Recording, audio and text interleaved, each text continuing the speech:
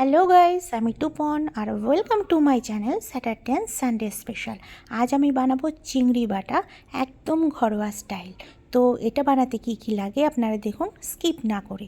প্রথমেই আমি একটি কড়া নিয়ে নিয়েছি আর তার মধ্যে দিয়ে দিলাম আমি সর্ষের তেল।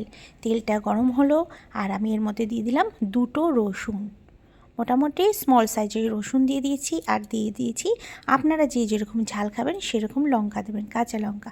এবার দিলাম আমি ধনেপাতা, মোটামুটি এখানে হাফ কাপের মতো ধনেপাতা আছে।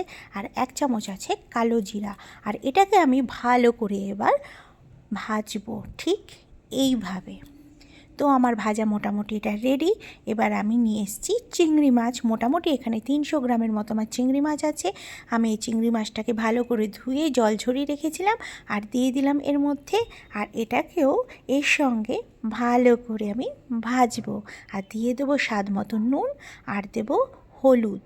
আর এটাকে আমি সব মিলিয়ে মিশিয়ে আবার এটাকে আমি কষাতে থাকবো। দেখুন আমার কষানো হয়ে গেছে। এবার এটাকে আমি বাটবো, তুলে নিলাম এইটার মধ্যে। তো এবার আমি ওটাকে বাটতে দিয়েছি আর এবার দিয়ে দিলাম কড়ার মধ্যে আরেকটু তেল। এবার আমার এটা বাটা হয়ে গেছে, দেখুন ঠিক এরকম হয়েছে। আর কড়ার মধ্যে আমি এটাকে পুরোটা এবার দিয়ে দেবো আর এটাকে ভালো করে এবার মিক্স করব ঠিক এইভাবে।